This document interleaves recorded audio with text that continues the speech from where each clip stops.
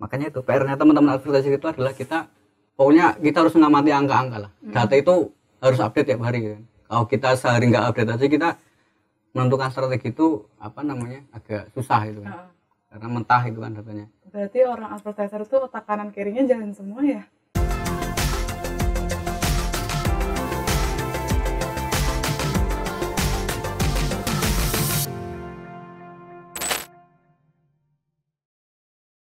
Assalamualaikum warahmatullahi wabarakatuh. Halo sahabat Tutur Mama, kembali lagi bersama saya Riandani di acara podcast Tutur Mama. Seperti biasa, saya tidak akan sendirian, akan ada yang menemani saya dalam obrolan kali ini.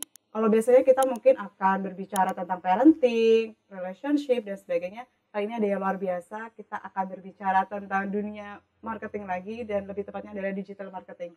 Sudah ada di depan saya, Masya Allah, akhirnya datang ke podcast Tutur Mama. Itu ulang dulu dong. Soalnya susah banget nih ya mengundang beliau ini. Saya sudah menjadwal dari Agustus gak jadi, tapi alhamdulillah September ini bisa ya. Sibuk nganggur. Merendah terus nih. Perkenalan dulu dong, siapakah beliau ini? Kenalkan, nama saya Abror. Panggilannya Mas Bror. Saya dari kepala divisi advertiser di Bayasin. Wah, luar biasa. Kebetulan disuruh mewakili teman-teman. Emang di dunianya ada yang kebetulan? Semua takdir. Oke, jadi Mas Abror ini adalah kepala di bidang advertiser ya di PT Bayasin atau PT Bagaskara Semestraya Internasional yang menaungi dari Tutur Mama ini. Oke, Mas Abror, berbicara tentang advertiser artinya kita berbicara tentang digital marketing ya. Dan gimana nih ceritanya Mas Abror bisa berkecimpung ke dunia digital marketing ini, terutama di advertiser? Sebenarnya saya itu di Bayasin udah lama ya, sekitar tahun 2016 kalau nggak salah. Cuman dulu itu saya di di bidang desain grafis, di bidang kreatif. Kalau sekarang tim kreatif. Nah, waktu itu sebenarnya saya udah mulai belajar iklan sebenarnya, cuman sama temen ya. Sejak 2016 itu, dulu itu iklan itu masih enak, masih murah ya. Jadi iklan 100.000 kita bisa omset 100 juta. Serius? Oh, dulu kayak gitu. 2016 ya? Cerita dari teman-teman advertiser ya, pengen iklan. Akhirnya saya masuk Bayasin lagi. Saya sempat dulu keluar ya, karena bukan keluar sih ya. Ya kan dulu kan bikin cabang, terus saya ditempatkan di kantor cabang, terus karena kosnya kejauhan 1 jam perjalanan, akhirnya saya menyerah itu kan. Tahun 2020 akhir kemarin ini lagi ya. Itu saya mulai belajar iklan karena yang pertama saya tertarik ya, saya tertarik dengan beberapa hal ya. Artinya ada banyak hal yang perlu dieksplorasi di dunia digital marketing itu. Ternyata itu nggak hanya sekedar kita bikin desain gitu kan, bikin gambar, konten gitu kan. Ternyata ada ada hal lain lah. Misalkan ada banyak alat yang kemudian bisa kita gunakan, kita bisa pelajari untuk mendatangkan selling kalau misalkan bahasanya itu kan. Makanya kemudian itu di tahun 2020 itu kemarin akhir saya kemudian pengen masuk ke divisi advertiser ya. Dulu itu panggilannya masih bikin konten, bikin landing page, bikin gambar sendiri gitu kan, nulis sendiri, dan kemudian kita pokoknya apa-apa sendiri lah. Kalau dulu itu kan. Nah, sekarang kan sudah mulai dibagi ya, ada tim kreatif sendiri, ada advertiser sendiri gitu kan. Nah, itu awal mulanya 2020 itu. Sebenarnya itu sebelum itu sudah pernah beriklan ya, tapi kan dulu pakai budget sendiri dan kecil kan, enggak. Kalau sekarang kan perusahaan kan budgetnya gede. Jadi lumayan buat belajar boncos itu. Ya akhirnya gitu, mulai 2020 itu menyelami dunia digital marketing. Dan ternyata itu advertiser itu bukannya di Facebook ya. Kalau sekarang kan yang populer kan Facebook. Dan kita masih pakai itu lah ya. Tapi sebenarnya masih banyak kanal lain yang sebenarnya berpotensi untuk ibaratnya kita berjualan di situ. Peluang mendatangkan selling lah, penjualan dari situ. Nah, itu yang terus kita pelajari. Awal mulai gitu. Oke. Nah, tadi kan aku jadi tertarik nih. Dulu kan semua dikelola sendiri ya, mulai dari bikin kontennya, landing page itu secara sederhananya, coba dari Mas dijelasin dulu nih, landing page secara sederhananya apa dulu nih? Jadi kalau dalam ini yang saya pahami ya, di dunia digital marketing itu kan ada, kita kan pakai yang namanya beberapa platform ya. Sosial media itu salah satunya adalah untuk mencari traffic ya. Dimana kemudian di dalam sebuah platform itu ada audien itu kan manusia ya. Kamu, kita semua itu kan punya platform itu. Kemudian itu kita membaca bahwa di dalam sebuah platform itu ternyata ada peluang besar untuk kita jualan produk di situ. Nah, gimana caranya adalah karena ada platform itu, kemudian kalau sekarang kita ngomongin dunia digital marketing kan di beberapa pengguna kan ada yang namanya sosial media itu Facebook, ada yang namanya Google dan sebagainya. Nah, sebenarnya itu kalau yang dipakai saya itu Facebook sama TikTok ya, itu perlu adanya website. Itu salah satu alat untuk orang itu bertransaksi sebenarnya di situ. Jadi kalau bedanya enggak, kalau pemancing kan konten iklannya kan. Jadi konten iklan kita sebar di Facebook misalkan atau Instagram atau TikTok itu, ketika orang terpancing dengan konten itu, dia akan masuk ke dalam sebuah ruang itu bernama website itu. Satu halamannya itu bahasanya itu adalah ruang transaksi sebenarnya itu kan.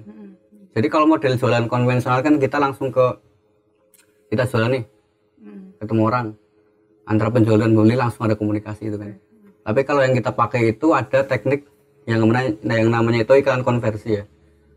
Jadi kita cuma mancing orang dan orang itu akan membaca. Nah, dari landing page itu kita bisa ukur nih berhasil atau enggaknya. Jadi konten itu bisa memancing orang masuk LP. Terus di landing page itu kita berhasil menawarkan sama orang enggak. Kalau misalkan emang secara harga, secara copywriting atau web copy itu orang itu tertarik atau terpengaruh untuk beli dengan harga yang sudah kita tawarkan di situ, dia akan beli gitu kan. Landing page kayak gitu. Oh gitu, berarti kalau misalnya ada nih orang lihat konten iklan, kan biasanya tuh ada langsung klik bla bla bla atau kunjungi gitu kan, langsung kita kan diarahin kayak penjelasan produknya. Nah kita tahu konten itu menarik dan produk itu menarik itu kalau dia baca landing page sampai kan ada formnya itu ya, itu ya sampai beli ya gitu, sampai closing closing berarti kan CS-nya. Tugasnya kemarin ya, kita udah bahas sama Mbak Yuli kemarin. Oke, nah tadi kita udah ngomong landing page ya, dulu kan dipegang sendiri tuh, bikin konten, landing page, sampai akhirnya mengendalikan iklan itu sendiri itu semua dipegang seorang diri gitu.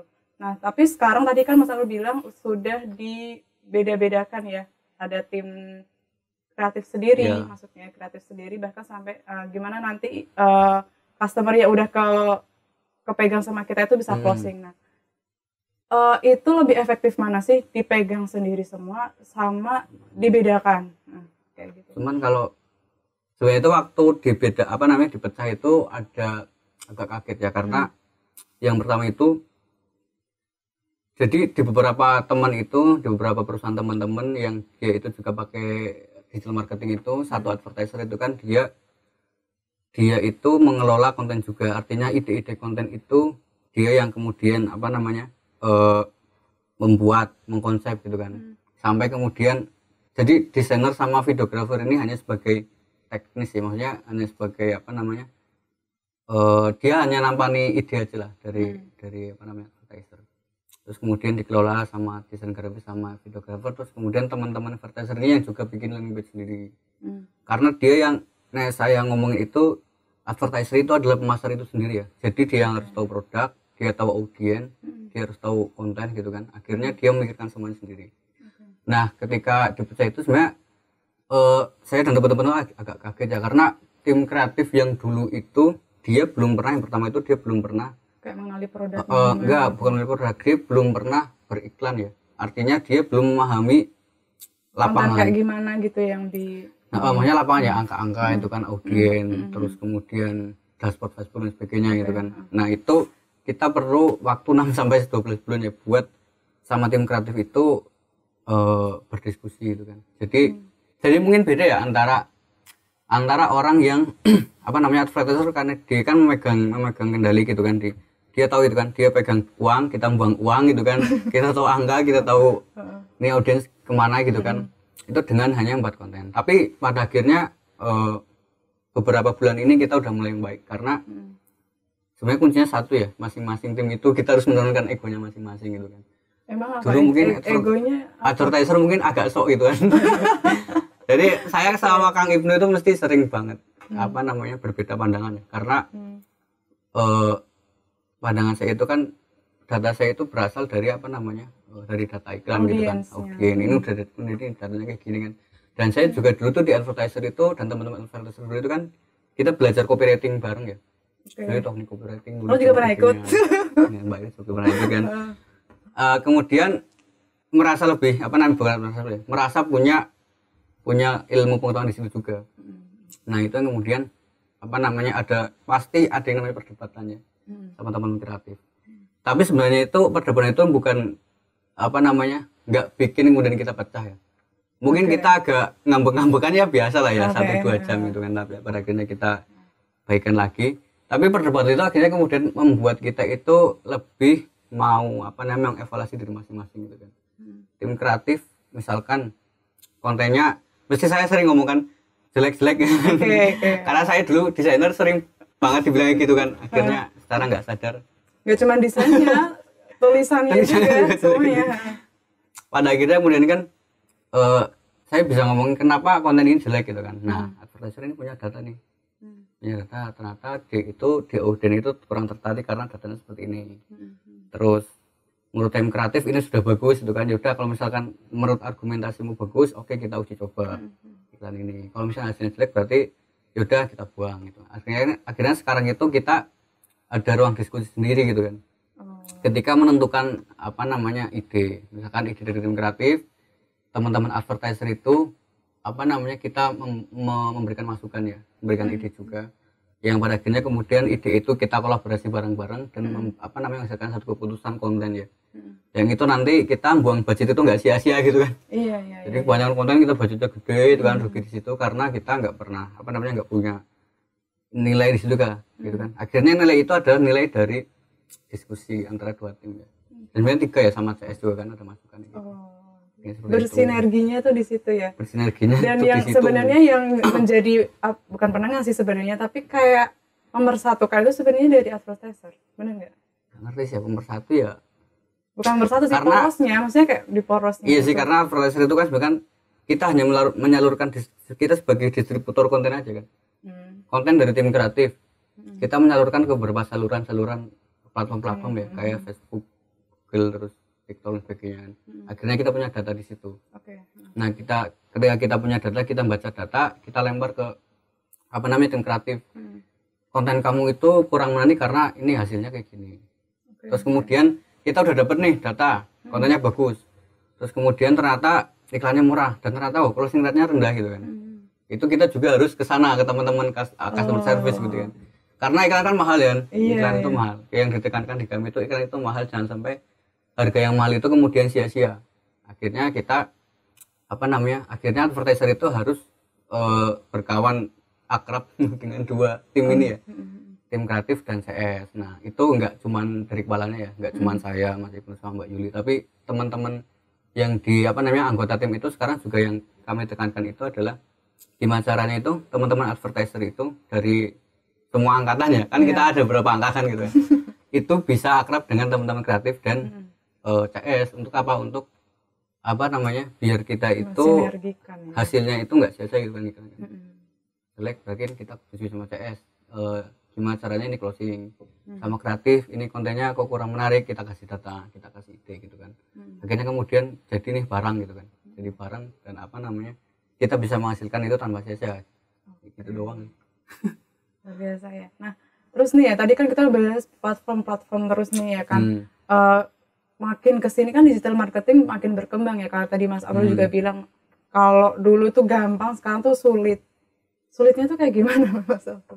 Jadi gampang kalau kita baca data itu sebenarnya itu pertumbuhan. Kalau dulu kan kita pastikan terkenalnya itu apa namanya yang paling populer itu kan berikan di Facebook ya. Kalau kita baca data itu Facebook itu sebenarnya dari tahun ke tahun itu semakin naik. Apa namanya? Penggunanya. Semakin naik penggunanya. Mungkin per Februari kemarin tuh ya, 1 tahun ini ketika Facebook itu berganti nama jadi Meta itu yang kemudian mulai turun penggunanya. Tapi sebenarnya itu ketika kenaikan pengguna itu apa namanya, penurunan pengguna itu justru sebenarnya itu pengiklan itu naik, ya kan? Jadi dulu di tahun 2016 itu pengiklan itu kan dikit, jumlah ya. pengiklan Itu kan dikit, paling berapa persen lah, 5 sampai 10% paling ya. Yang itu kemudian apa namanya, orang yang beriklan di situ kan masih dikit, apa namanya, artinya itu kompetisi atau persaingan iklan itu kan sedikit. Nah, Facebook itu secara apa namanya, mesin itu bisa membagi konten-konten ini ke dalam beberapa audiens yang itu mendatangkan dia mainnya gitu ya, mesin itu kan. Jadi kan kalau advertiser kan kita berhadapan sama mesin dan audiens kan, perilaku konsumen itu kan. Tapi dari tahun ke tahun itu kemudian konsumen itu mulai bergeser ya. Konsumen yang dulu beli di Facebook, lewat Facebook itu mulai bergeser ke marketplace, ke Shopee, Tokopedia, Lazada dan sebagainya itu kan. Karena mungkin beberapa hal ya, karena beberapa konten-konten itu atau beberapa audiens itu kecewa ketika misalkan beberapa konten itu menjanjikan sesuatu, kemudian overclaim dipakai ternyata nggak ada efek gitu kan. Itu menjadi penurunan. Nah, ketika terjadi penurunan kayak gini, di sisi lain itu jumlah pengiklan semakin meningkat gitu kan. Kompetisi beriklan semakin ketat gitu kan. Dengan audiens semakin berkembangnya digital marketing ini ya. Karena orang-orang sekarang udah pada melek kan. Kalau kita beda kalau misalkan kita ngomongin iklan di apa namanya, konvensional ya. Misalkan dipasang billboard di jalan gitu kan, atau di televisi itu kan budgetnya kan gede banget kan. Per hari kalau nggak salah itu di televisi itu 50 juta atau berapa itu kan, atau 100 juta lah. Itu bagi beberapa UMKM itu kan sesuatu yang mahal dan sulit dicapai gitu kan. Betul. Tapi dengan berkembangnya alat-alat yang sekarang ini, sosial media sekarang itu, ternyata kita bisa beriklan itu semurah mungkin. Bahkan dulu itu minimal itu bisa sehari 15.000 ya. Awal dulu 10.000 kalau nggak salah itu ya. Sehari bisa 10.000 itu. Di Facebook ya? Di Facebook dulu. Kalau nggak salah 2016 atau 2017 itu. Tapi sekarang kan sudah nggak bisa kan. Sekarang minimal 16.000 kalau nggak salah itu kan. Tapi itu kan kalau dibanding dengan model iklan konvensional itu kan masih jauh lebih apa namanya, murah yang ini kan. Nah, pengetahuan yang kemudian bertambah itu, orang-orang yang semakin melek teknologi itu tahu bahwa ternyata bisa diberikan di sini gitu kan. Itu mungkin kalau misalkan sekarang jokesnya teman-teman advertiser itu, kenapa banyak sekarang advertiser yang membuat seminar gitu kan. Selain itu membuat melek orang gitu ya. Itu karena iklan semakin mahal sebenarnya. Jadi pada akhirnya dia menambah peluang orang itu nggak tahu kan, pengalaman buruknya. Buruk yang buruk dihapus, baik-baik gitu kan. Iya. Akhirnya karena ada seminar itu, workshop itu kan kemudian memancing banyak orang itu untuk penasaran nih dengan platform kayak gini. Wah, ternyata bagus juga ya kan. Setelah penasaran dia pakai. Setelah dipakai ini kan naik terus tuh jumlah pengguna pengiklan situ. Ketika jumlah pengiklan naik, maka tingkat kompetisinya kan ketat. Ya kan? Itu yang membuat kalau bahasanya itu cost per millinya, CPM itu mahal. Bahkan sekarang kalau saya lihat data itu, jangkauan itu hanya sedikit ya. Jadi kita iklan berapa jangkauan susah kalau mau jangkauan besar, kecuali konten kita. Makanya mesti aku sering debat sama teman-teman kreatif ya, ini jangkauannya rendah banget karena kontennya membosankan misalkan gitu kan. Lah membosankannya gimana? Ya buang kan. Kasih nih datanya gini. Nah, karena ruwet gitu kan di Facebook, ya udah gimana caranya kita bisa memancing perhatian orang gitu. Nah, itu hanya teman-teman kreatif yang punya kendali di situ, kontrol. Kita hanya ngasih ide sama data gitu kan. Dana segini. Gitu ya tadi deh.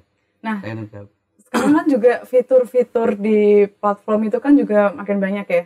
Gak cuman gambar doang. Kalau dulu kan gambar, terus sekarang juga ada yang video dan sebagainya kayak gitu. Nah, itu interaksi di setiap platform itu, terutama di Facebook ya, karena Mas Abrul ini banyaknya pakainya di Facebook. Itu ngaruh nggak sih? Ngaruh sebenarnya. Kalau kita lihat kita lihat perilaku itu, orang itu kan lebih senang video kan. Makanya sekarang itu, karena kemarin itu menurut survei itu TikTok itu sekarang semakin naik katanya kan. TikTok itu kan video ya. TikTok semakin naik pertumbuhan penggunanya. Terus di 3 bulan terakhir ini kita mencoba untuk beriklan di situ juga. Kita pakai konten video gitu kan. Cuman masalahnya itu mungkin kita sebenarnya itu di video itu masih kurang kuantiti ya, secara kuantiti itu masih kurang banyak. Artinya testing buat konten itu sebenarnya kita masih peluang besar, cuman di beberapa bulan ini kita masih kurang banyak buat testing konten video karena sebenarnya itu di gambar itu masih work ya. Nah perbedaannya gambar sama video itu adalah yang pengalaman saya itu adalah video itu dia bisa memancing interaksi orang sekaligus bisa menjelaskan banyak hal gitu kan. Nah makanya itu kalau bahasa advertising itu ada yang namanya cost per click ya. Cost per click itu biaya biaya kliknya itu lebih tinggi. Lebih rendah. Terus rasio kliknya itu bisa lebih tinggi itu loh. Karena maksudnya gimana sih, bentar. Kita pasang nih video. Cost per klik itu di biayanya. Cost per klik biaya per kliknya itu bisa murah. Karena secara rasio dia itu tinggi itu kan. Maksudnya secara ketika orang lihat gambar sama video itu lebih banyak orang tertarik dengan video itu kan. Ketika banyak audiens tertarik dengan video, apalagi video yang menarik, itu kan bisa memancing orang ngeklik, ya kan? Lebih banyak kan. Ketika orang yang klik lebih banyak dengan budget yang sedikit, berarti itu biaya yang dikeluarkan per kliknya bisa murah, ya kan? Nah ketika biaya iklan per kliknya murah, kita bisa menghasilkan konversi itu lebih murah, penjualannya lebih murah. Oh gitu ya mainnya. Berarti tetap bener ya, berarti keterkaitan konten, jangkauan itu sangat pengaruh banget sangat ya pengaruh ke biaya ini. Sebenarnya video pengaruh inilah bagus sebenarnya. Beberapa video yang kita teman-teman kreatif bikin itu juga sekali bikin itu bisa lama lah, maksudnya bisa winning lama gitu. Karena ya mungkin itu ya. Cuman kalau dibanding dengan gambar itu kalau emang dia secara konten itu dia bahasanya itu ngekill ya, namanya orang itu tertarik ya. Itu walaupun kliknya rendah itu bisa konversi murah gitu kan, konversinya bisa tinggi karena dia relevan dengan dengan masalah audiens. Berarti secara nggak langsung sebenarnya digital marketing itu terus berkembang ya? Menurut saya pribadi terus berkembang. Kalau misalkan batu bara listrik masih ada ya, masih ada internet. Tapi kalau udah nggak ada ya mungkin nggak ngerti nanti dunianya mau gimana. Tapi masih terus berkembang karena pengguna kan bertambah terus, pengguna internet setiap tahun bertambah. Ya makin ketat sih menurut saya sih, makin ketat. Makanya mesti kalau di tim advertiser itu kan kita selalu riset platform baru. Misalkan ini kira-kira kalau kita pakai Facebook terus dengan biaya yang mahal ini kira-kira kita nggak bisa terus ini kan, kita pakai teknik lain. Nah makanya di tim kita itu sebenarnya itu saya melakukan beberapa metode sendiri ya. Jadi misalkan kemarin itu ada yang terbaru itu misalkan coba di Messenger, coba langsung ke WhatsApp dan sebagainya. Ternyata itu diuji coba ke beberapa anak itu dia berhasil. Maksudnya iklan di WhatsApp? Misalkan karena iklan konversi itu di Facebook sama TikTok itu mahal gitu kan. Dengan teknik yang tadi ya, masuk ke website dan sebagainya itu. Coba kita pakai cara lain. Misalkan nggak usah pakai website, nggak usah pakai ini sebagainya itu kan. Kita kemarin pakai 2 cara ya. Yang pertama itu di TikTok Shop itu. Teman-teman CS nge-live gitu kan. Nge-live terus kemudian ternyata ada beberapa penawaran ongkir itu kan. Dan kemudian TikTok kita ini lagi naik daun ya. Naik daun, soalnya dia baik banget kasih. Kan iklannya pakai tutur mama ini. Iklannya pakai tutur mama kan. Nah setelah itu di situ itu kita coba pakai budget iklan. Di situ ternyata kita ya nggak semahal di Facebook gitu kan. Ternyata ini masih masuk. Berarti PR-nya adalah gimana caranya itu kita bisa scale up di sini. Scale up di platform yang namanya TikTok Live ini gitu kan. Terus kemudian perlahan-lahan nanti ada yang namanya migrasi ya. Jadi misalkan di konversi Facebook mahal, ya udah kita pelan-pelan migrasi ke situ gitu. Nah, makanya itu PR-nya teman-teman advertising itu adalah kita harus mengamati angka-angka lah. Data itu harus update tiap hari kan. Kalau kita sehari nggak update aja kita menentukan strategi itu agak susah gitu kan. Karena mentah itu kan datanya. Berarti orang advertiser itu otak kanan kirinya jalan semua ya? Otak kanannya sekarang diserahin ke kreatif aja. Ya kan otak kiri banget kan, berarti kan dia harus hitungan gitu. Sekarang itu makanya waktu kalau kita kan ada 2 tim ya, di Jogja sama di Purworejo. Di Jogja itu kan teman-teman yang emang sudah berpengalaman di dunia periklanan gitu, di advertiser itu kan. Dia yang siap bekerja dan dia yang siap scale up gitu kan. Nah, kalau di teman-teman di Purworejo itu scale up itu kayak apa ya? Ya siap tumbuh, maksudnya siap. Misalkan kamu dikasih budget gini, nanti kalau kamu emang udah pengalaman udah saya kasih budget yang lebih besar lagi kan. Kita kasih budget yang lebih besar lagi, gimana caranya itu dengan budget yang besar ini kamu bisa mengelola gitu. Nah orang teman-teman advertiser yang belum punya pengalaman kayak gini biasanya nggak bisa. Dia nggak siap scale up. Ya kan dia nggak pernah punya pengalaman di situ. Skill up tuh juga ada tekniknya lagi. Oh gitu. Jadi macam-macam tekniknya itu. Ternyata pengiklan nggak sesederhana itu ya. Sangat tidak sederhana.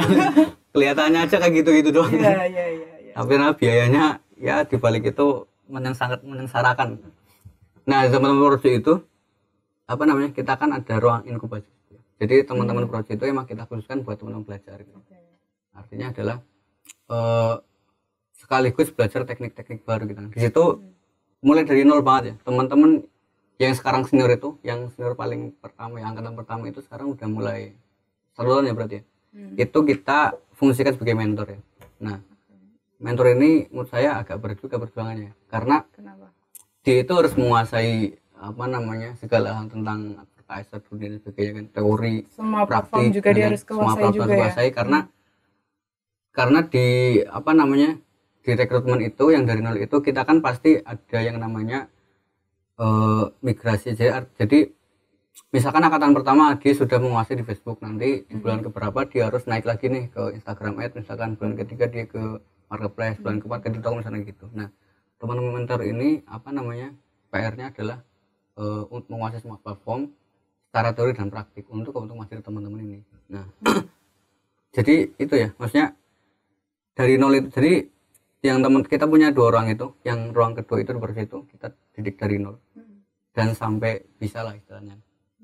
Nah itu yang nanti kita gunakan untuk mungkin teman-teman agen nih yang butuh apa namanya support system advertiser dari kita akan kasih sana gitu. Terus pertanyaan tadi apa?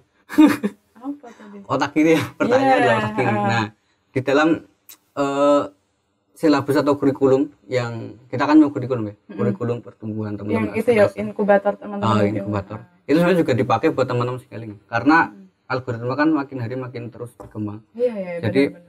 Di silabus atau di kurikulum itu kita punya yang namanya itu materi tentang metrik ya. Jadi di metrik iklan itu ada. Jadi ada yang namanya aturan-aturan atau rule gitu kan, yang harus kita jaga ketat gitu kan. Nah, dengan angka apa namanya, dengan rule atau aturan-aturan itu kita membaca angka-angka itu. Makanya dulu yang tak rekrut itu pasti kan beberapa itu kalau di teman-teman advertiser di apa namanya luar biasa mungkin rekrutmennya itu berbeda ya, karena dia sekaligus sebagai konten apa namanya ide konsep konten itu kan. Kalau di teman-teman apa namanya proyek ini, yang biasa proyek ini kita tekankan di gimana caranya orang anak-anak ini tuh menguasai metrik gitu kan. Bahkan di teman-teman Jogja kita harus melek data itu kan. Makanya otak kiri itu dipakai banget di situ kan. Besok kamu iklan segini. Nah itu yang kemudian itu tantangan terberat kita bersama ya, bahwa harus menjaga mental atau stabilitas psikologis teman-teman itu kan. Oh itu ngaruh ya? Ngaruh. Jadi kenapa itu bisa? Kita itu bisa berubah mood tiap detiknya ya. Ketika kita bikin iklan gitu kan, jalan iklan ternyata jelek iklannya, terus nanti jam apa namanya detik berikutnya ada hasil nih, ada hasil, kemudian kita senang gitu kan, bahagia itu kan. Apa? Roller coaster ya? Iya, jadi ya kayak roller coaster itu kan. Jadi kita nunggu, jadi jeda untuk berganti suasana itu sangat cepat gitu ya. Engkau senang, engkau sedih, engkau ujuk-ujuk ke band. Ini paling sering quick. Apa itu band? Yo apa ya, dibatasi akunnya lah, terus nggak boleh berikan lagi gitu kan. Oh berarti dalam beriklan itu juga ada aturan-aturannya ya? Ada banyak aturan, ada banyak alat gitu kan, ada banyak, pokoknya ada banyak yang nggak kamu tahu. Iya lah kan buat iklan gimana sih? Ada banyak hal yang sebenarnya itu mungkin kelihatan sepele, tapi itu berdampak besar ya.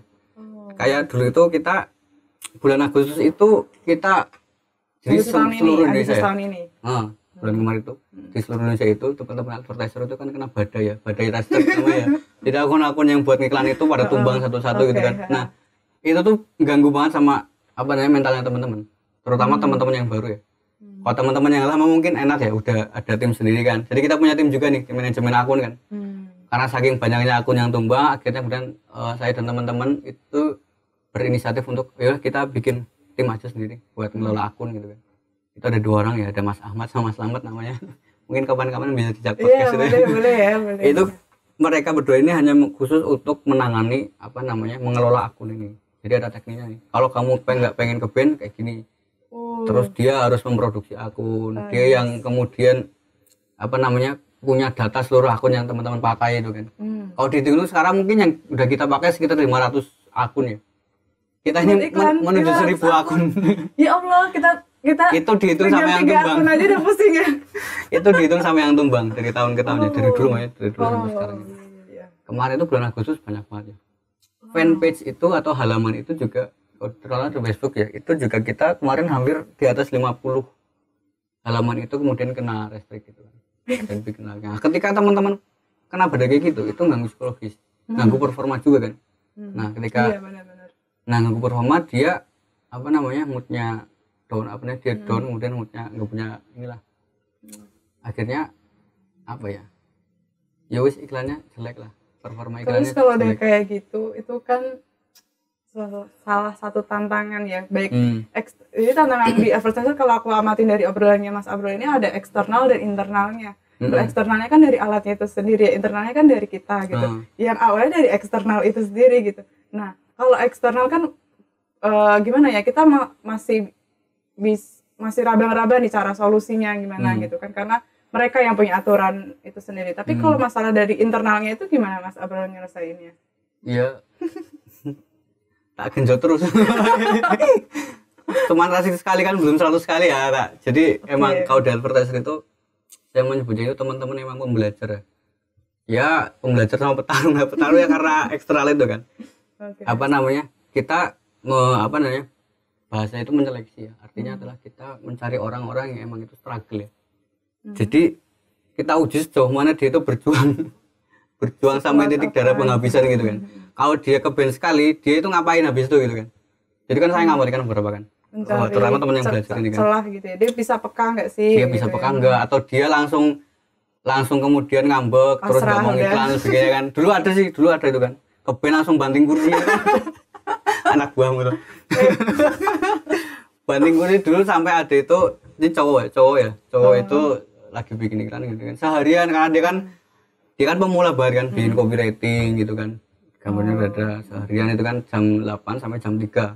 Nah, ternyata waktu dia mau ngeklik terbitkan itu ada satu orang senior itu yang nyelutuk itu dihapus aja, dia ngeklik hapus, kehapus. Nah, ketika kehapus dia nangis padahal cowokan. Dia sholat asar, kemudian saya ingat betul karena itu sholat bareng saya di depan saya. Itu berarti udah jadi semua kontennya sebagai tinggal upload gitu ya. Tinggal upload klik, tapi dia kepencet hapus. Artinya kan data hilang semua. Ketika data hilang semua dia nangis. Habis itu nangis, aku ingat betul kan, cowok itu kan. Dan setelah nangis dia itu 1-2 hari nggak mau iklan itu kan gitu kan. Susah di situ. Di teman-teman produk juga banyak ya, namanya di teman belajar juga banyak gitu kan. Ketika keben dia udah pusing keluar, rokok, ngopi dah keluar gitu. Nah, kita mencari orang-orang yang struggle, artinya kalau dia kena masalah kayak gini, yang dia lakukan itu apa itu kan? Apakah dia hanya reaksi dia responsif terhadap sesuatu atau diberikan solusi, mencari solusi langsung. Tapi kita akhirnya melihat emang itu terbagi, dan itu mungkin di semua lini ya. Semua tim itu pasti akan mengalami itu. Ada orang-orang yang emang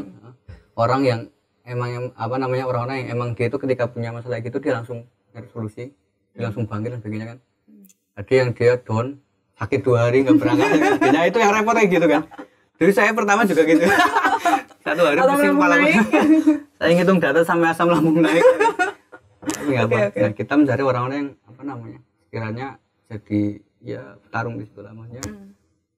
Anggap aja ini ujian dari teman-teman advertiser. Tapi kita juga nggak boleh mengulangi hal ini gitu kan. Kita nggak boleh mengulangi hal yang sama terus kan. Makanya saya kan bagi 2. Tim manajemen gimana caranya manajemen akun itu cari pola terbaik itu untuk gimana caranya kita punya senjata yang itu awet gitu kan. Nggak ada lagi badai-badai kayak ginian gitu kan. Biar kita bisa tumbuh gitu kan. Nah, psikologinya gitu di teman advertiser. Berarti semakin banyak problem ya kalau aku lihat ceritanya. Artinya bisa semakin banyak menemukan strategi-strategi baru ya. Seharusnya. Bukan masalah langsung strategi baru iklannya bagus enggak, tapi itu dari manajemennya Mas Abrol dan tim gitu loh. Ini enggak sih, dari yang dulu nggak ada manajemen akun sekarang jadi ada, mungkin nanti juga berkembang dan mungkin itu salah satu kegagalan-kegagalan kita itu ya karena kita belum paham nih manajemen apa yang kita Iya. butuhkan. Ya Kayak benar gitu. juga. Ya makanya itu kan kalau di prinsip yang kita sering prinsip yang sering kita diskusikan itu katanya itu kan ada namanya prinsip Kaizen itu kan. Kaizen itu kan Kaizen. Aku Dimana berubah jadi seminggu ini lebih tuh baik, udah gitu. 4 kali Empat deh. kali. Pembicara ngomongin Kaizen semua kan. Nah, ya sebenarnya itu ada juga itu advertiser ya itu Kaizen itu. Jadi kita membaca kita menganalisa, mengevaluasi, ternyata jelek udah evaluasi, bikin strategi baru lagi.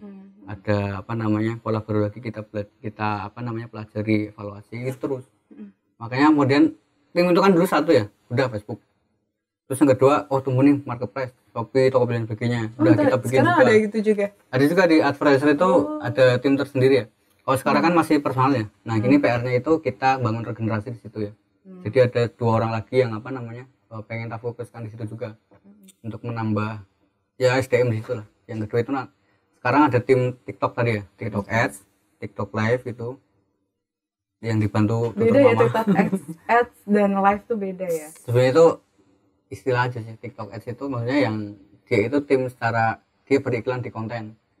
Konten yang diiklanin. Kalau live itu kan live terus kemudian cuma diiklanin live-nya aja. Kalau di yang TikTok Ads itu kita sampai ide-ide konten dan sebagainya. Ada lagi mungkin nanti ada lagi nih Messenger macam-macam lah. Nah itu akan tumbuh terus seiring bertambahnya advertiser yang makin banyak. Saya juga bingung kan ini orang suruh apa kan.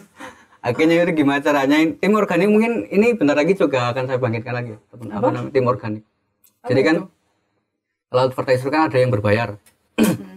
Kemudian ada yang manual traffic namanya. Jadi gimana caranya teman-teman itu kita di advertiser itu mencari traffic sebanyak-banyaknya di semua platform itu tanpa mengeluarkan uang buat untuk naikin untuk mendapatkan selling lah ibaratnya kan. Kita bisa kan pakai organik kan, misalkan di beberapa namanya itu ada teknik Facebook Marketplace di kanal Facebook Marketplace itu kita bisa tuh. Dulu kita pernah di bulan Desember kalau nggak salah ya 2021. Jadi saya sama teman-teman itu bikin tim Marketplace Facebook namanya. Kita bikin 1000 toko di seluruh Indonesia.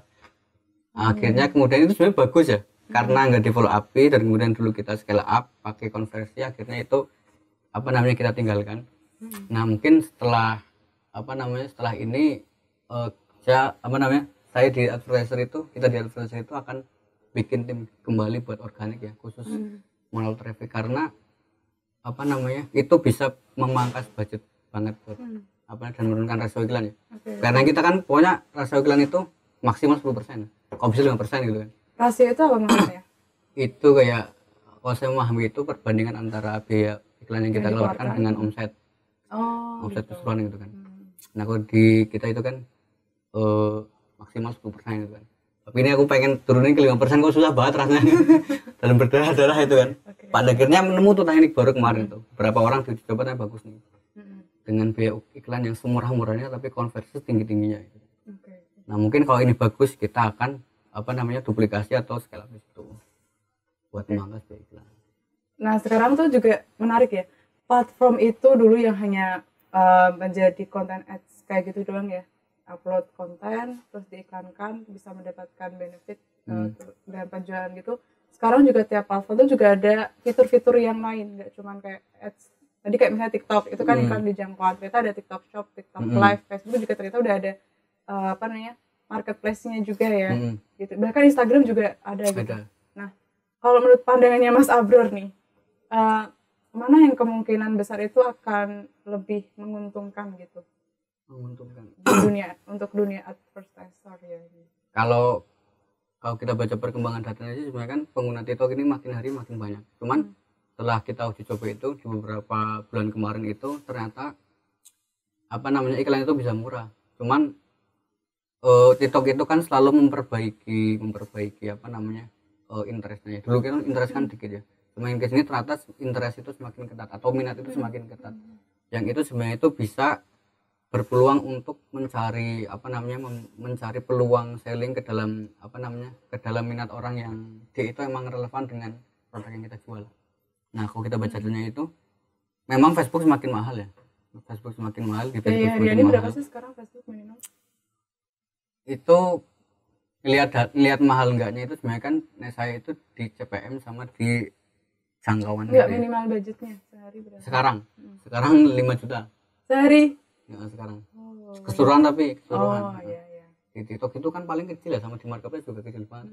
Cuman memang Facebook itu masih menjadi platform terbesar buat kita apa namanya bangun brand ya. Artinya karena pengguna Facebook aktif itu masih banyak. Nah, kita bisa beriklan di situ dengan syarat apa namanya kita membuka celah di platform lain gitu kan. Atau memperbaiki platform lain. Misalkan orang dari Facebook itu kena iklan, dia sekarang perilaku konsum apa namanya belinya itu mungkin nggak lewat Facebook.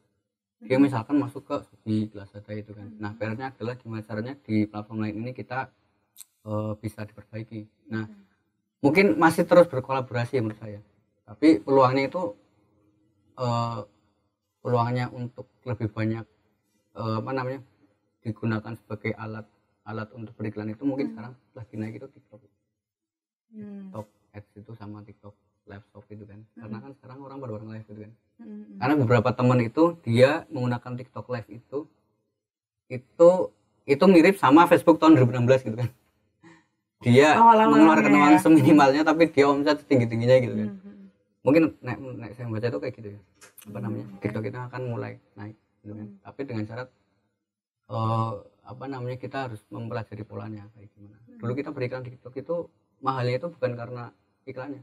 Karena audien yang masuk ke CS itu kebanyakan bocil gitu kan. Kebanyakan bocil akhirnya ya closing gitu kan. Padahal umur udah kita atur gitu. Nah, paling kalau ya pasti kan setiap platform besar akan memperbaiki dan mengevaluasi terus gitu. Saya baca paling TikTok itu. Maksudnya memperbaiki apanya? Memperbaiki kualitas itu apa namanya platformnya. Kayak misalkan bocil nih. Penggunanya ya. Kayak Facebook kan sekarang minimal itu kalau nggak salah itu 18 tahun ya. Penggunanya. Di bawah itu nggak bisa. TikTok mungkin nanti akan lebih memperketat lagi nih. Karena itu kan berhubungan dengan real audience itu. Banyak kalau di teman-teman kreatif itu kan ada yang namanya apa namanya product knowledge apa ya, ilmu pengetahuan tentang produk itu sampai produk ini kira-kira tembus ke audiens yang kayak gimana gitu yang kan. Tepat dengan produk itu ya. Itu sebenarnya ada di seluruh platform itu. Di Facebook itu ada. Misalkan kayak minat. Misalkan kayak produk gaming ini. Produk gaming itu misalkan teman-teman tim kreatif itu mengincar konten ini ke minat orang apa namanya orang yang berminat dengan susu. Nah, itu di platform apa namanya TikTok sama Facebook itu ada gitu kan. Artinya dia berhubungan dengan apa namanya audiens yang secara nyata itu ya kayak pembeli real lah. Karena kan sekarang kan kamu misalkan ketik apa gitu kan, itu kan kebaca kan. Perilaku orang itu kan kebaca. Nah, minatnya dia di mana nanti kebaca kan. Nah, makanya marketing apa namanya product knowledge ini penting. Ya kemarin dia bahas sama dan kemudian mencocokkan sama ini kan, mencocokkan sama album ini. Ternyata nggak sederhana itu ya. Nggak sederhana, makanya tiap hari baca data itu ya. Baca data. Kepekaan untuk baca data itu juga penting banget nih ya. Nah, kalau buat Mas Abra sendiri nih, kalau kita ini mau menjadi advertiser pemula, skill apa aja yang perlu dikuasai dulu?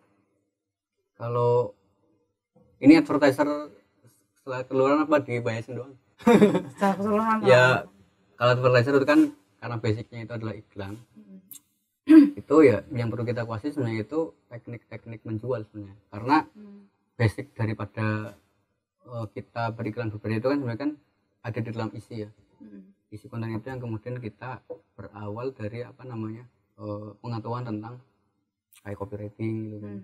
Kemudian kita membaca pasan sebagainya. Teman-teman advertiser itu makanya yang di inkubasi itu pasti yang pertama itu materinya adalah tentang penguasaan produk yang sudah dibikin tim kreatif gitu kan.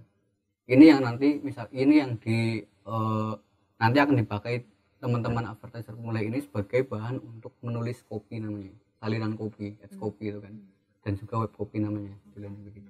Itu dari situ dulu. Kalau emang karena diskursus dari teman-teman advertiser itu diskusinya itu kita menyimpulkan bahwa teknik-teknik iklan sebenarnya kayak gitu doang. Nah, intinya itu sebenarnya di konten. Itu kesimpulan yang sering saya apa namanya diskusi sama teman-teman. Dan teman-teman itu menyimpulkannya sama, intinya adalah di konten itu bisa nggak sih menembus ke audiens gitu kan. Karena sebenarnya kita itu di teknik-teknik itu ya cuma struktur campaign gini aja gitu kan. Pada intinya adalah di konten. Nah, konten itu berawal dari pengetahuan tentang produk itu. Nah, teman-teman itu paling menguasai itu dulu, setelah itu nanti menguasai alat. Nah, Yang kedua kan materinya kalau di inkubasi di apa namanya di projo itu kita pasti materinya tentang alat, tentang akun lah ataupun sebagainya. Sebentar itu ini pengalaman dari di sini aja ya kita nyebutnya. Kalau untuk mengenali produk itu per produk itu bisa berapa lama? Karena ini kan sudah ada apa namanya sudah dibuat sama tim kreatif. Itu paling nanti kita kasih produk knowledge ini ke teman-teman freelancer, kemudian dia itu kayak memahami itu kan, menghafal, kemudian kita itu di akhir minggu biasanya kita ada yang namanya ujian, baik tertulis maupun lisan koyo wong sekolah persis kan. Nah, dari situ nanti kita nilai nih, ini teman-teman ternyata nilainya itu standarnya kan misalkan minimal 75 misalkan. Nah, ternyata itu ya. 75. Nah, dari penguasaan produk yang sudah di apa namanya di tes itu dia masukkan nilai di atas 75. Nah, kemudian kita naik ke level belajar selanjutnya. Kalau misalkan dia masih di bawah 75, kita kasih kesempatan lagi nih, mau belajar lagi, kuasai, nanti kita uji lagi, ternyata udah bagus nih, masuk lagi nih ke materi selanjutnya. Gitu, alat-alat gitu. Kalau misalnya nggak bagus, berarti kalau nggak bagus sudah pergi aja. Karena biasanya itu jarang sih yang nggak bagus kalau emang anaknya ini mau apa namanya mengevaluasi terus. Kalau emang dia malas-malasan, biasanya emang dia 1 minggu nggak betah, pasti dia mengundurkan diri gitu. Banyak sih, tapi rata-rata yang masih berani itu dia emang kalau dievaluasi dia mau tumbuh ya, mau growth ya, mau tumbuh, mau belajar lagi itu kan, mau pelajari lagi. Akhirnya ya dampaknya lumayan lah, makanya ada kenaikan juga. Walaupun pasti mentalnya iya. dikebuki terus kan sama mentor-mentor. Berarti setelah mengetahui tentang produknya, terus alatnya, ternyata kalau di iklan itu tuh nggak sebatas kayak gitu ya. Ada pokoknya itu rahasianya inilah ya Mas Amro ya. Nah, kalau udah tahu alatnya itu berarti selanjutnya adalah belajar mengelola emosional. Ya udah langsung action aja. Bikin capnya udah liatin. Nanti baru baca yang namanya baca metrik. Itu juga baca metrik itu minimal itu kalau emang dia pinter ya 1 bulan lah. Karena dia kan harus belajar dengan mengeluarkan budget kan. Oh iya. Nah, makanya kita itu trial gitu. Trialnya itu enggak organik, tapi kita ngasih budget ke mereka itu kan. Kamu tanggung jawab enggak atas apa namanya budget yang udah kamu keluarkan itu kan. Kalau emang kamu tanggung jawab berarti nanti apa namanya kamu bisa bagus. Tapi kalau kamu emang sembarangan misalkan tekniknya udah dipelajari gini digunakan sembarangan, artinya budget itu akan terbuang sia-sia. Dan teman-teman itu nanti karena dia nggak bisa baca data, ya udah kebuang sia-sia aja uangnya kan. Dia nggak dapat apa-apa kan. Oke. Terus itu udah. Habis itu naik lagi. Biasanya kan di 3 bulan akhir itu dia cuma budget berapa itu. Nanti di bulan keempat kita kasih yang lebih tinggi lagi. Dia bisa nggak mengelola uang sebanyak ini. Apa itu yang disebut dengan skill up? Nah, salah itu. Terus mungkin dia akan diuji coba di metode yang lain. Ini bagus nggak, kalau bagus di sini biasanya tak bisa ke sini. Atau nanti nggak cuma di wilayah beriklan ya, tapi kan kita juga berorganisasi kan di tim itu kan juga ada organisasi. Oh iya. Kayak tim ini kamu kolaborasi gitu ya. Tim ini kamu coba sekarang kepalanya misalnya gitu. Tim ini coba tim komen, ada tim komen juga, ada tim manajemen ganti kepalanya. Jadi dia juga belajar manajemen juga, pelan-pelan belajar gitu. Tapi dia juga harus menguasai skill penampilannya kayak gitu. Wow, luar biasa sekali ya. Ya pengennya sih ngono. Ya kita lihat hasilnya. Iya tapi benar Mas Abron, maksudnya dengan mengetahui permasalahan-permasalahan itu akhirnya kita juga bertumbuh dan memperbaiki kualitas tim kita kan. Dari SDM-nya, dari skill SDM-nya, dari manajemennya juga kayak gitu. Tapi keren sih, advertiser ternyata nggak segampang gitu. Tapi bisa bertahan sampai di tahun ini tuh keren loh Mas Abrol lah, dari 2016 sampai. Iya semoga ya uangnya masih ada bertahan. Iya ini jangan boncos lah, kalau boncos ya gimana pusing. Ya kita, kan PR kita kan bertahun-tahun pasti kan itu kan. Gimana caranya iklan itu enggak mahal itu kan. Makanya tumbuh terus tuh teknik-teknik baru gitu. Ternyata juga ada biayanya juga ya. Nah itu biaya kantor paling besar itu digunakan sama karena platform yang digunakan untuk advertiser karena dia menjual audiensnya ke kita ya gitu ya. Menjual audiensnya. Ya kan kita ada biaya nih, kita pasang iklan. Berarti kan platform itu kan ngarahin orang-orang yang gunanya. Karena platform itu punya data. Kita bayar ke platform itu buat nyari data. Minta data ke mereka aja lah sebenarnya. Udah dapat kan kita dapat uang kan, ada penjualan gitu aja. Oke. Ya organik sebenarnya bisa sih, cuman kan emang ya nantilah kita cari lagi Oke. jalannya gimana. Baik. Thank you ya Mas Abrul, ini udah ngobrol banyak nih tentang dunia advertising, dan terus masih banyak sekali ya hal yang apa namanya, yang belum di iya yang masih bisa digali lagi gitu, karena emang nggak sesederhana ini gitu. Ya nantilah kita di depan kita bisa ngobrol-ngobrol lagi. Tapi sebelum nanti ya. Tapi sebelum kita tutup nih ya obrolan kita, mungkin ada apa ya, kesimpulan atau apa namanya, closing statement-nya gitu ya tentang dunia kita sebetulnya ini digital marketing atau advertiser nih? Advertiser itu kan sebenarnya perannya ya. Digital marketing itu kan ruang lingkupnya. Terus closing statement-nya buat siapa? Buat audiens tuturmama nih, apalagi yang kan masih banyak ternyata yang penasaran digital marketing itu gimana, karena orang awam itu melihat digital marketing itu sebuah apa ya, teknik penjualan yang kayak menguntungkan banget deh gitu. Kita rebahan misalnya, pikiran orang awam ya, kita rebahan main pakai HP, pakai laptop di rumah, standby bisa selling gitu. Lagi dengan ada fitur TikTok Live kayak gitu, pikiran orang kan masih membayangkan enaknya doang ibaratnya kayak gitu kan. Tapi kalau udah dapat duitnya enak sih memang. Ya closing statementnya ya untuk seluruh audiens tuturmama, saya pribadi juga ya, bahwasanya kalau kita baca perkembangan dunia digital terus itu sebenarnya peluang untuk apa namanya, ini kan biasanya kan ibu-ibu ya terutama ya, yang suka jualan itu kan, memang masih banyak ya, maksudnya masih banyak peluang lah di beberapa platform, dan platform itu mungkin akan terus tumbuh ya. Maksudnya peluang baru nanti apa. Nah PR-nya itu yang pertama ya, kita bisa nggak sih kemudian menguasai platform itu. Artinya menguasai adalah mempelajari platform itu secara menyeluruh dan juga apa namanya, tahu tentang platform itu dan cara-cara menjual itu. Tapi sebenarnya secara peluang itu dia masih, menurut saya masih bisa lah. Karena kan yang pertama rezeki itu kita nggak bisa ngatur ya. Tapi kita hanya bisa mengontrol apa namanya, kita bisa mengontrol tindakan yang kita sendiri apa namanya lakukan, ikhtiar itu lewat itu aja lah, peluangnya masih banyak. Tapi sebenarnya itu nggak enak, maksudnya bukan enak ya. Ya ada enaknya, ada nggak enaknya. Enaknya ya nanti.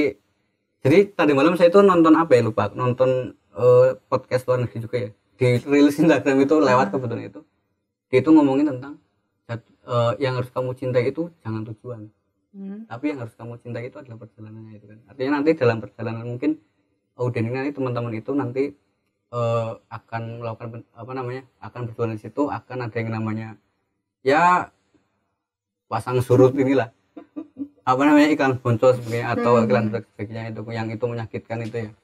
Itu cobalah untuk menerima hal itu biar kita itu mentalnya tetap apa namanya, secara psikologis kita bisa bertahan gitu. Yang kemudian ketika kita bertanya apa namanya, ya kalau teman-teman bertanya berarti kan apa namanya, bisa inilah, bisa berkembang di situ kan. Dan peluang untuk menjadi kaya dan sejahtera itu bisa lah. Dengan itulah tantangannya kayak gitu kan. Oke, terima kasih banyak ya Mas Abrul sudah menyempatkan hadir di studio kita ngobrol bersama kami di podcast Tuturmama, karena jadwalnya sangat padat sekali, susah sekali sebenarnya untuk mengundang Mas Abrul. Oke, sukses selalu dan semangat terus untuk tim Mas Abrul. Baik. Amin. Oke, terima kasih banyak untuk sahabat Tuturmama yang sudah menyimak podcast kita dan obrolan kita bersama Mas Abrul kali ini. Dan Tuturmama sepenuhnya didukung oleh susu kambing Etawa Demix, susu kaya manfaat yang baik sekali untuk kesehatan keluarga tercinta. Dan sampai bertemu lagi di acara podcast Tuturmama selanjutnya. Dadah, assalamualaikum warahmatullahi wabarakatuh.